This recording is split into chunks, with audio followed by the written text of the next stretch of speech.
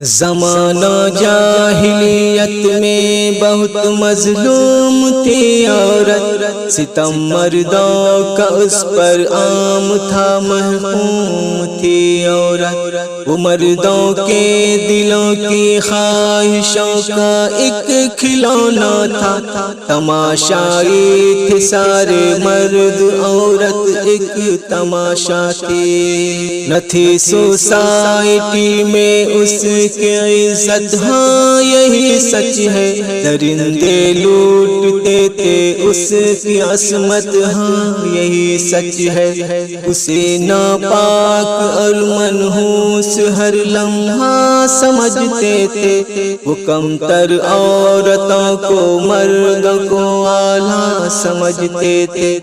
اگر بیٹی ہوئی پیدا تو زندہ دفن کرتے تھے، مگر بیٹے کو سینے سے لگا کر سر پہ رکھتے تھے۔ جو شوہر مر گیا تو بیوی کو بھی مار دیتے تھے، کہ ایک زندہ سے وہ جینے کا حق ہی چھین لیتے تھے۔ ستم سے تھی پریشان عورتیں روتی بلکتی تھی، وہ اپنے غم سے ہو کر چور ہر لمحہ تڑپتی تھی۔ زمین پیاسی تھی رحمت کی، فلک بھی آہ بھرتا تھا، تڑپتے بے بسوں کی آہ کو کوئی نہ سنتا تھا۔ زمین کا ذرہ ذرہ سے یہی فریاد کرتا تھا، مسیحا کوئی آئے گا یہی امید رکھتا تھا، کہ رب نے رحم کھایا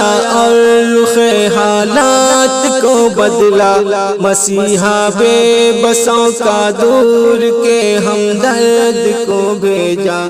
عرب میں جن کو صادق اور امی کہتا تھا ہر کوئی، وہ جن کی عادت و اتوار پر مرتا تھا ہر کوئی۔ محمد ہاں وہی رب نے جنہیں رحمت بنایا تھا، نبوت کا سنہرا تاج ان کے سر سجایا تھا۔ نبی بنتے ہی آقا نے زمانے کی فضا بدلی، اندھیرا چھٹ گیا اور روشنی ہر سمت پھر پھیلی۔ انہوں نے بچیوں کے دفن سے ہر شخص کو روکا، ستم کرتے تھے جو عورت پہ سختی سے انہیں ٹوکا۔ ملی سوسائٹی میں عورتوں کو شان و شوکت، پھر ہوئی محفوظ، عزت بڑھ